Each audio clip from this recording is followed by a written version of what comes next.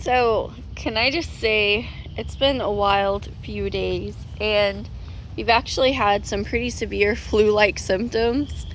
Um, it's been rough. And so, we've spent a lot of time inside, but this is not our first or second or third bad storm in the last couple of weeks. There have been so many. We've lost a lot of trees. We've had family members lose homes. The flooding is pretty severe lately. And luckily, today the storm was not bad enough to cause extensive property damage. It's mostly the garden and a lot of flooding in the yard. I'm really thankful for that. But I woke up probably 7 o'clock this morning, and it was storming so bad near the cabin. The big oak tree that's next to it was literally swaying, trunk and all. So I had the kids that were in there with me get out of bed and go into the main house where my parents stay, because that's just a little too much for me. That tree is over the back garden right now where we planted okra. And I didn't think it was going to be an issue. It hasn't been for years, but I feel like the last couple of months we have had more storm damage than we have had in the last 8 years. It has been quite intense. So, hurricane season's beginning soon, and it's definitely going to be a wild one, in my opinion. So, as I'm walking around, what you're seeing is the front garden bed. And basically what happened is all of our big tomatoes are now laid over completely, which is wild because they were growing out this way, but you can kind of see the direction that the storm was sweeping them. We can trellis these up, and I think they'll be fine. I'm actually really amazed that we didn't have more fruit drop and didn't have these get ripped out or broken. You can see how big these plants are, so that gives you a pretty good idea, of them being blown over. And it did cause, like, this plant right here, it's a brandywine, and it was standing up straight like this. I did pull it back, but then when I came out here, it was completely flat to the ground, and I've tried to pull it back.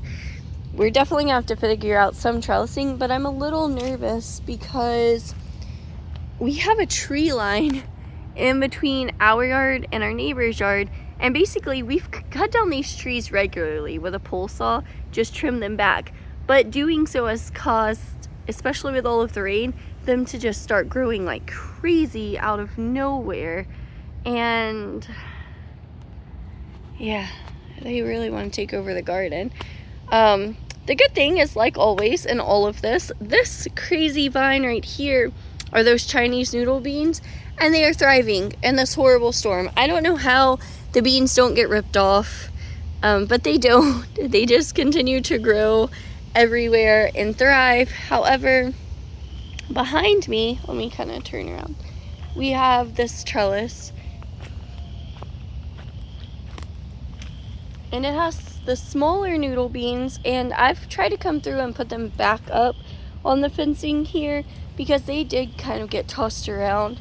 Nothing looks broken. See, this one I've woven back through, but they're still not quite tall enough. I've never been so grateful that plants are thriving and are so resilient in my life than this season.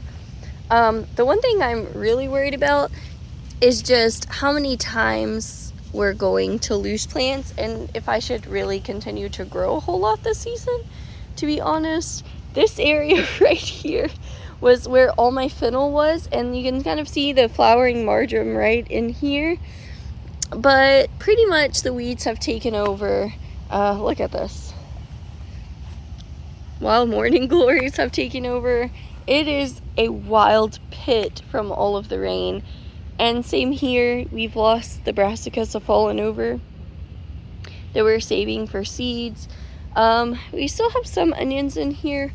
This onion's actually pretty full. I wanted to save it for seeds, but I'm afraid they're gonna get bulb rot. I can barely see the little thyme in there, and even a poison ivy coming up over here. Although I will say, through all of this, look at this. This fig is thriving. It does not care. It is just continuously pushing out fruit. I'm really surprised that it hasn't had a lot of fruit drop in the storms, but they seem to be thriving, or it seems to be thriving. I have one smaller fig just a few feet away. These blackberry bushes, though, they're struggling. This is the third or fourth time in the last couple of weeks that they've pretty much been destroyed. You can see they're laying completely out in the garden bed, which means that down here they have been damaged. There's a lot of breaking. See right here? They're silly because even though it's broken, it's trying to send up a shoot here. But these will definitely have to be cut back and they'll regrow. Luckily, these are a variety that produce on both first and second year canes, so it's really not the end of the world, but it is a lot of damage. During the intense rain, these bad boys just grow so tall, and it causes them to be fairly weak, in my opinion. So right here you can see how this was zip tied up, and several feet of it is on the ground over here on this side all the way down. So let me see. Yeah, it was previously quite a tall plant. I can't really walk around this side because I'm in tennis shoes and there's so much water here. In the camera it doesn't seem like so much, but when you get into it, it's like 5 to 6 inches deep. So you can kind of see a bunch of water. What amazes me is that within an hour of rain, just this much rain hit the ground. It was just torrential rainfall is how I would probably describe it. So here's kind of some of the brassica seeds. This is the giant Japanese red mustard that I really love, and we harvested quite a bit. You can see some of the seeds are still green, but some of them are drying out. Unfortunately, this plant is pretty much down completely from the storm, so I think I'm going to go ahead and take these pods where I can't, well, this one's open, so, but you can see how small the seeds are, and try to dry them out, see if I can't save any. It's hard when they get this wet. And look at this little marjoram still pushing through and flowering with everything kind of growing up around it. It's really funny how that works. So another thing that I noticed, and it seems like it's gotten worse over the last day or two where we've had a ton of rainfall, is that out of nowhere we ended up having some silkworms, I think they're silkworms anyways, move in, and they have caused some pretty crazy damage to the plants. I don't remember having this issue in previous years. Oh gosh, look at that. I mean, yeah, these guys are taking over, so I need to come out here and really get rid of these guys. I previously found some leaves like this yesterday, I think, when I walked by, and I grabbed them and threw them out to the chickens, but I mean, yikes. So yesterday I just pulled them off. Oh man, I'm afraid I'm gonna really rip my plant. So I'm gonna have to get the cutters and cut these off. But I mean, gosh, that's a huge amount of silkworms. I don't know if it's the weather causing them to thrive so much. I truly don't remember a time of ever seeing them on my blackberries. I've seen them in trees before. They can get crazy, but what can you do? I'm not sure. If you've experienced that, let me know. I see these fuzzy guys everywhere too, and I'm not about that. You guys know I'm terrified of asps. They're just one thing I don't trust. But so here's an example of just how much they've fallen. That's gonna have to be completely cut back. So what happens is the first year it produced this great green growth, which does produce berries towards the end of the season, and then they harden like wood like this and produce more berries the second year. Well, during the first year, with so much rain that we've had and them growing so tall so fast, they're not extremely sturdy, so they're just falling over every time we have a storm. But also, storms this season don't seem to be the normal, early summer, late spring showers. These are intense, just tons of rain in short periods of time. obviously we have hurricanes and tornadoes and those things. It's just been wild. But I mean, that's what happens when we drain a swamp, right? And move into it. I will say I had quite the surprise. Because see these banana plants growing up here. Now this is my stepdad's bike. It was his brother's, who passed away. So this is where it's been hanging out, and then the banana plants decided to pop back up right next to it. Even though we thought they were dead, you can see where everything's just kind of grown up and taken over, where we were able to mow some, but we didn't want to take out the banana plants because this used to be a little grove for bananas. My son started planting these several years ago, and we thought they all died because of how cold it was this winter, but they didn't. They're popping up right here and right there. So I've been trying to clean this out, but then when we got really sick, and it's been rough. It's not the flu, it's not COVID, it's not strep. Nobody knows what it is, but I had to take one of my kids in because he was very sick. And when I did, there were 6 or 7 whole families there with sick kids with similar symptoms. And so I'm not sure what is happening, but it's not fun. Look at this. So this is the problem with intense rainfall is, for one, all the okra over here, some of them are actually laying down. I can't get back there because it's so flooded right now in all the walking areas. But look at this chicken coop. It is a disgusting muddy mess out of nowhere. You can see it doesn't matter if you lay bedding down, because when it rains that much, flies just come out of nowhere. The bedding gets soaked. You can actually see all this mulch and everything else down. It seems to make no difference because the rain just fell so quickly and so hard. So I'm definitely going to have to figure out how to get some cover up and lay some more bedding out. I don't know how I'm going to scoop all of this mulch and all of this bedding down and all of the grasses and everything else. It is just so bad, and that is pretty common. You can see their feed over here is absolutely soaked. I'll probably dump that out. Definitely gonna have to get some water boots. Now they have all this dry area in there, but you can see even in there the bedding has gotten some water in from them tracking all of it in and spending so much time inside. I'm definitely going to rethink this whole area because so much is coming in. Now they have access to other areas of the yard, but when we have torrential rainfall, let me turn around and show you. Large portions of the yard end up looking like this. There's just water everywhere. Look how much water is over here.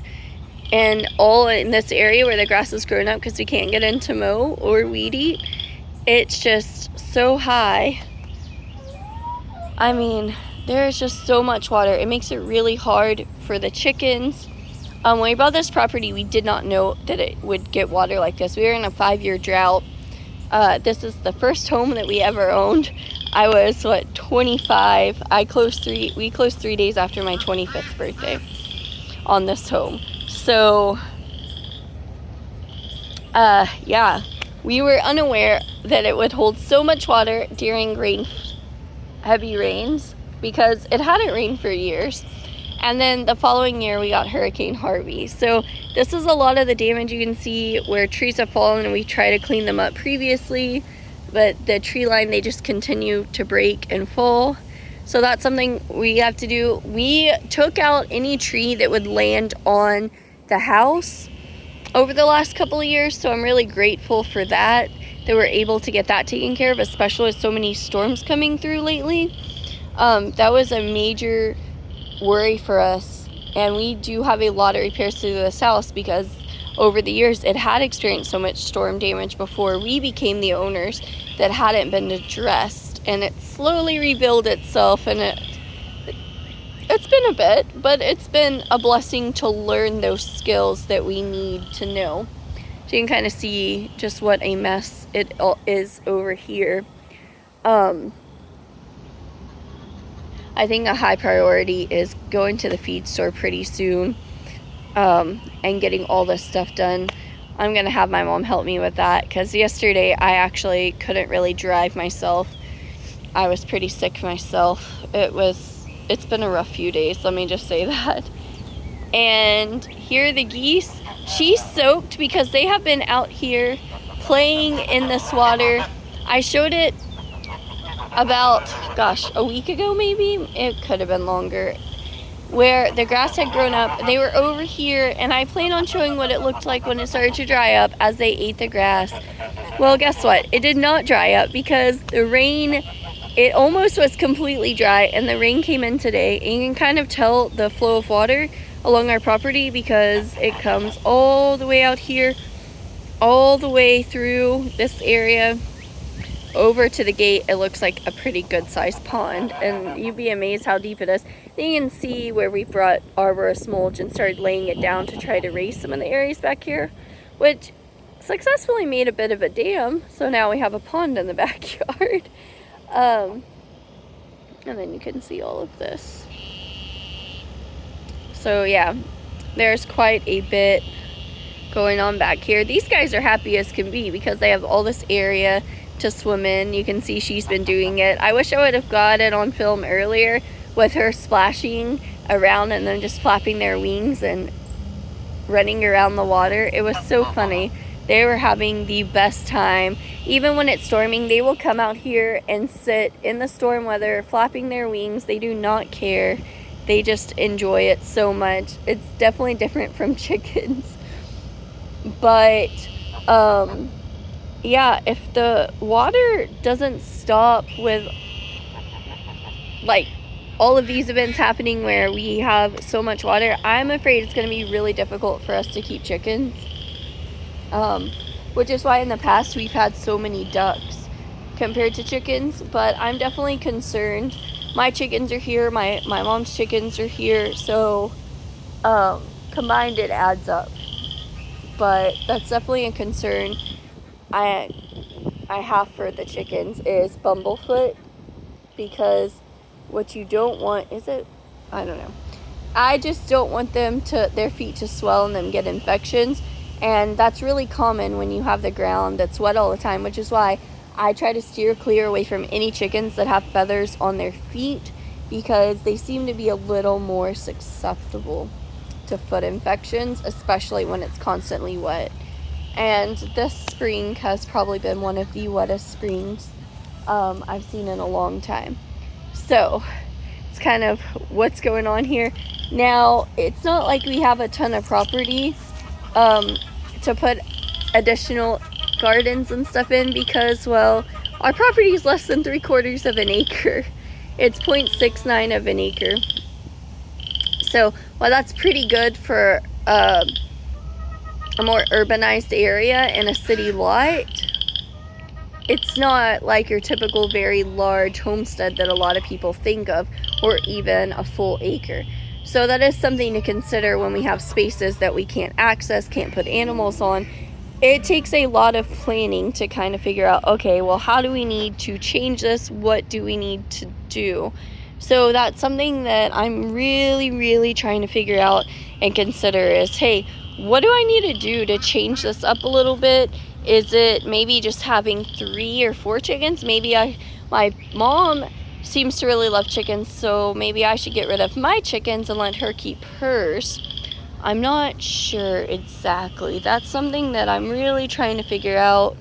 I know we were talking about rebuilding all of this, but if we fill all of this in back here, we're going to have to cut some kind of ditch or drainage system across the back, which is why this fence is so far forward, so it doesn't have trees fall on it, so we can cut a drainage system in the long run and connect it to the ditch, because this is a lot of water. I really am excited to figure out how to collect water here on a larger scale, because once we are able to do that during extreme droughts, we won't have to worry about water and using city water. So that's something that's really nice. But I know I haven't been out here a whole lot between sickness and storms, so I wanted to kind of show what's going on around here, what these guys are up to, all of that. And the geese are happy, all the waterfowl is happy, but the chickens are struggling. Everything is just a hot mess for them, so that's something I'm going to work on today and see what we can't do there. So thanks for everyone being patient with us, especially with how wild this whole 2024 year has been. June is right around the corner, so I'm really excited to see how things change for the summer, but I'm not gonna pretend that I'm not really nervous about any named storms that may or may not come through, because I feel like this year we're gonna get hit.